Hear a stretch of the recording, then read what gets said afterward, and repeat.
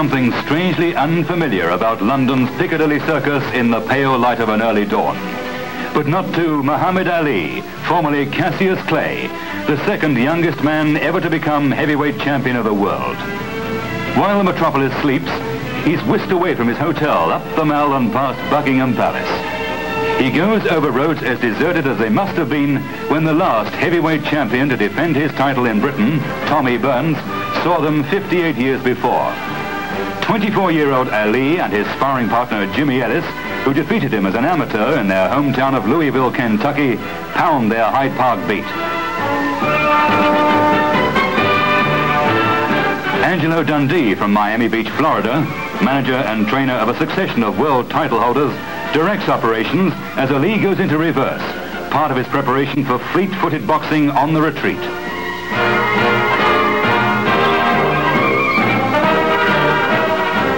Fighters London, though, lies east of Piccadilly.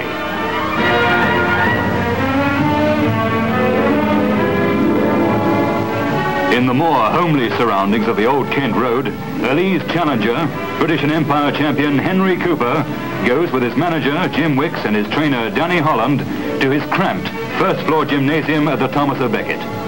It's 12 years since Cooper and his twin brother George first set foot in it as hopeful young pugilists. The ex-plasterer no longer sharpens his left hook on a member of the family.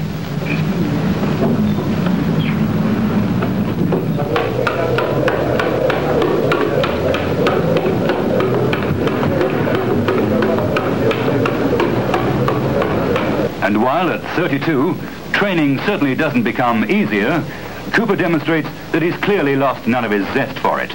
To prompt a smile of satisfaction from his manager is certainly no mean performance. Just sharpen up and...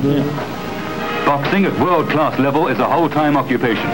So Cooper's Italian-born wife, Albina, is charged with the responsibility of running the family greengrocery store in Wembley. Her only contact with her fighting husband during the training period is by telephone. He makes his headquarters at Welling in Kent, where there is little fuss over the arrival and departure of even a world title challenger.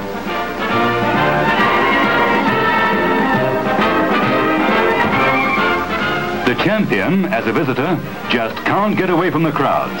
His admirers flock around him as he arrives for an afternoon training session at the Parachute Battalion headquarters at White City.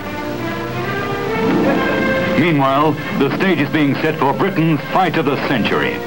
The football pitch at Arsenal's Highbury Stadium is being covered. As that toss proceeds, 6'3" Ali of the lightning hands and feet and reflexes puts the finishing touches to his own preparations for his 24th fight. The hands which punch their way to $1 million quicker than any other world heavyweight champion managed to do are bandaged with meticulous care. This is how the fighter sharpens the tools of his trade. A rigorous, demanding, recurring process from which there is no escape if the rich rewards are to continue. For all that, Ali keeps a careful watch on the financial aspects. It'll cost $160 to bring in, but more than that. $160 to a man who's got 25 million people watching. It means nothing. It means nothing. Fight day fever really begins with the weigh-in. Crowds throng Leicester Square hoping for a glimpse of the giants. In the comparative calm of the Odeon Theatre, a confident-looking Cooper is first to the scales.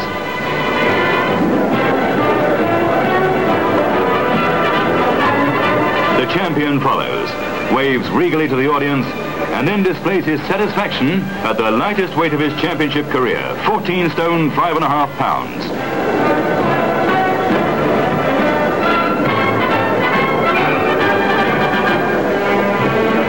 Cooper is 13.5 pounds lighter.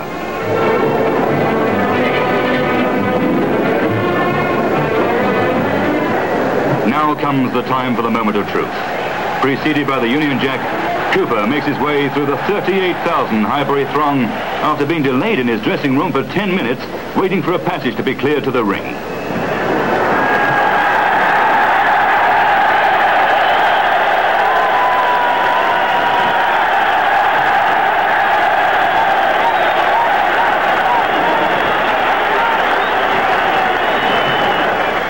What can his thoughts be at this moment? Is this the setting for triumph or just another punishment pit? Before he has time to ponder, tight-lipped Ali is following the Star-Spangled Banner into the blue rope square. This is the final build-up, the crowning moment to a presentation yet to be bettered anywhere in the world.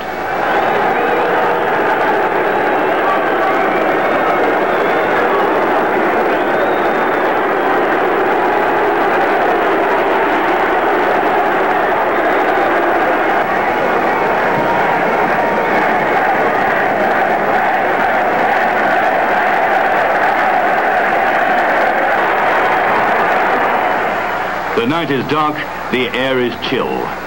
The rivals limber up, edgily, almost apprehensively, as a succession of famous fighters of yesterday and today take a bow. Here's America's Rocky Marciano.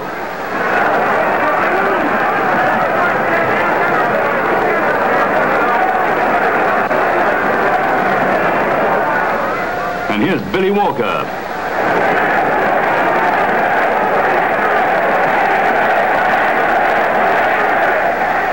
Then from MC Charles Freen, the announcement.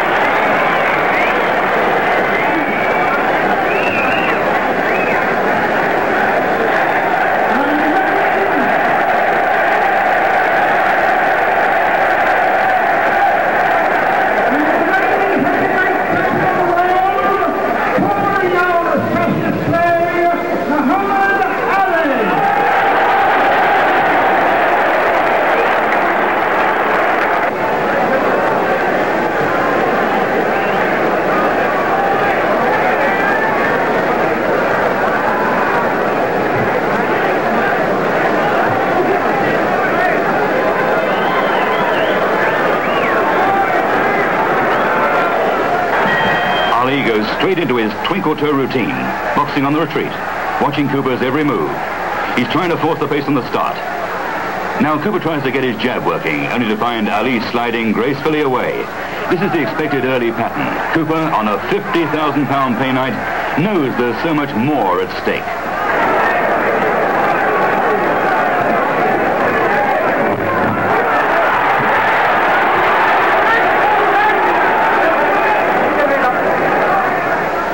When they met 3 years ago, disaster came Cooper's way in the 5th round. Badly cut eyes cost him dearly after he'd left-hooked Ali to the canvas. And surely he must be thinking, the longer the fight goes, the greater the risk of it happening again.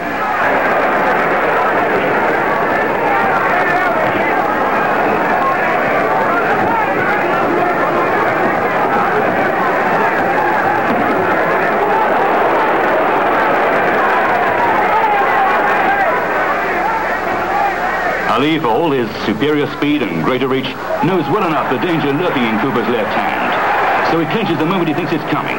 But he clinches easily, clearly content that his stone advantage in weight will keep him in command in the inside exchanges.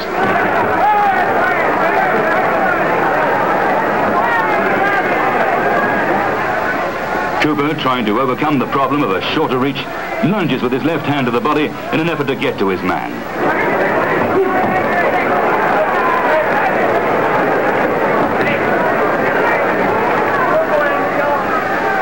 Just watch the way Ali circles gracefully away. His hands held low are always in a position either to defend or to attack. This, of course, means that his opponent has to attempt to make the fight. Cooper has to try to be the aggressor all the time.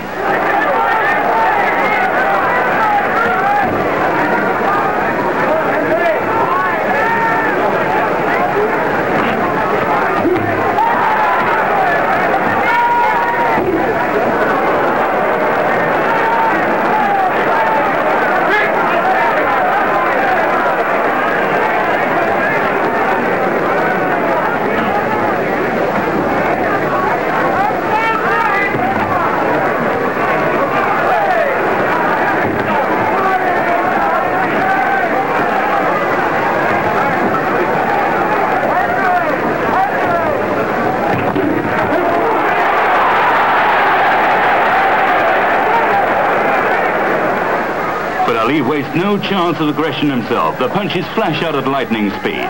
And although they may not be particularly damaging ones, he's making them count.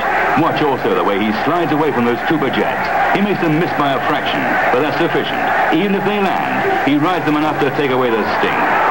Cooper knows he has to force the issue, but it isn't easy against a rival as slippery as this. At the end of the first round, there's good reason for him to be happy. It's a promising start.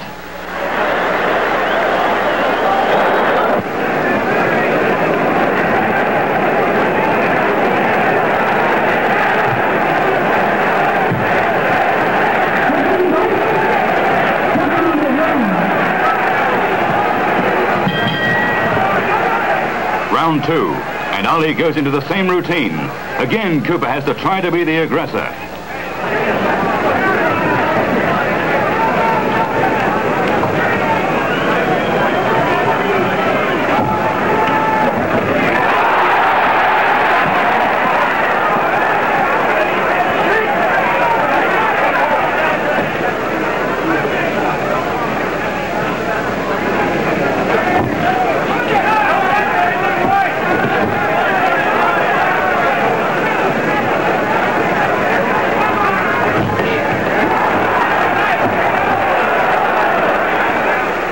Ali clasps his gloves, inviting Cooper to come forward, but the British champion is even more watchful than he was in the first round.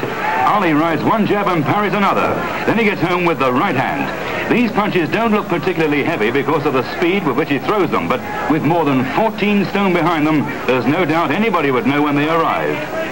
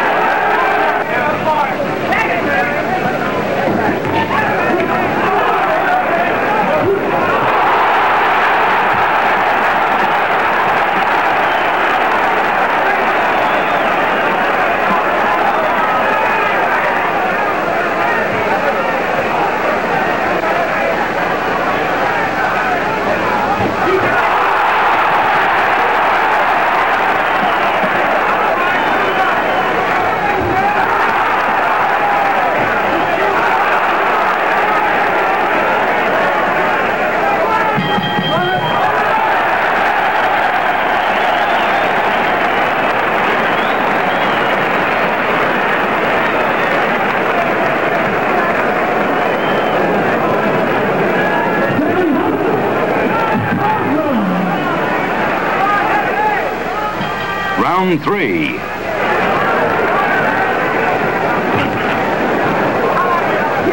Almost at once they dive into a clinch, and the referee warns them to break at his command.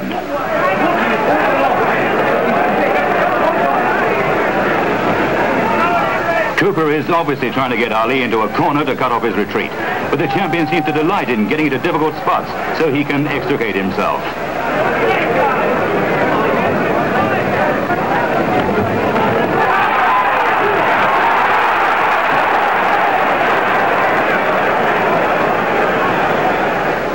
There's another of those fast right hands from Ali. They go in like lightning. But Cooper rallies smartly, connecting at once with a solid left jab and a right hand to the head. He's throwing those right hands more often than usual. Perhaps this is because he thinks Ali believes he's just a left-hand fighter.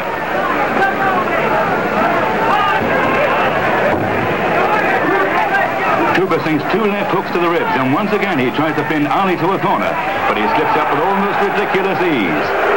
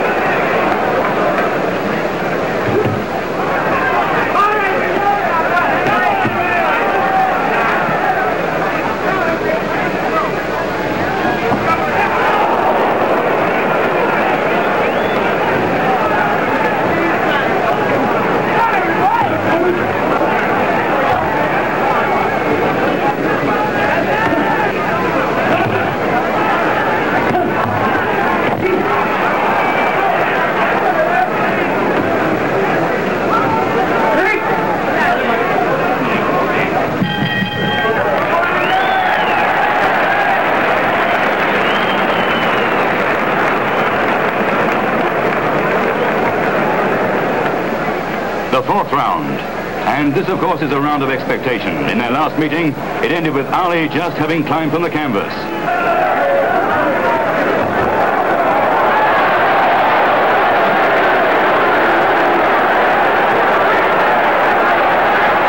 Now he complains to the referee that Cooper's hit him low. But he's quickly back to the old routine.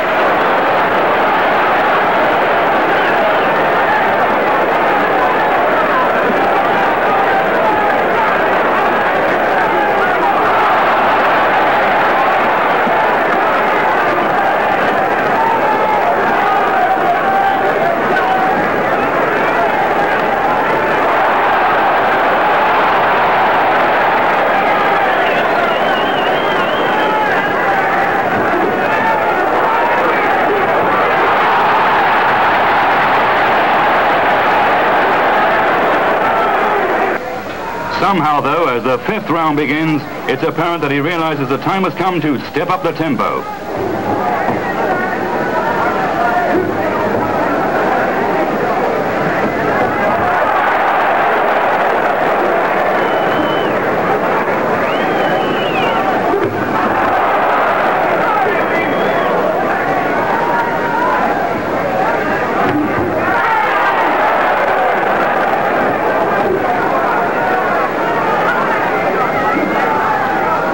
But Cooper responds with a succession of solid left-hand punches. And while Ali shrugs them off, there's not much doubt that some of them hurt.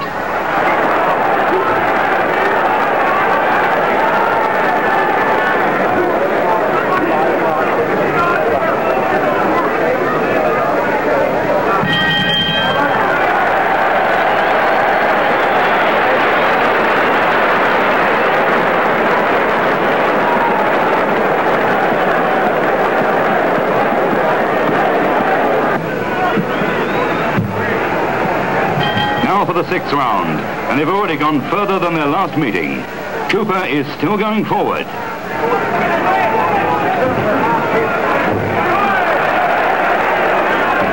But suddenly Cooper finds himself in trouble.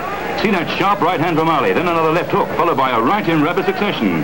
Heralds what must be the beginning of the inevitable end.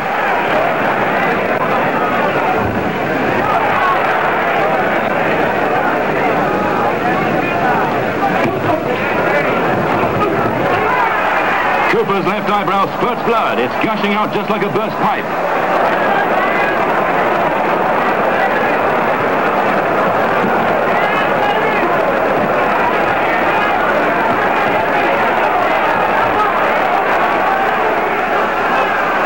The referee takes a look at the damage and allows the fight to go on. Ali piles on the pressure, raining punches in all directions, and still the blood spurts everywhere.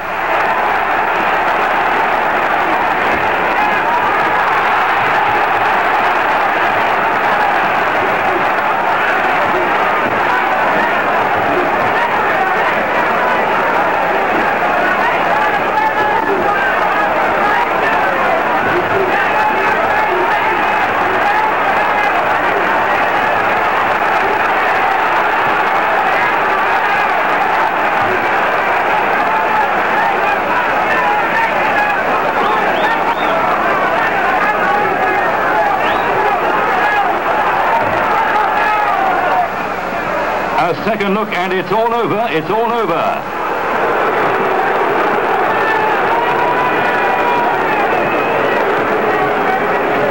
Muhammad Ali is the winner after 1 minute 38 seconds of the sixth round and is still heavyweight champion of the world.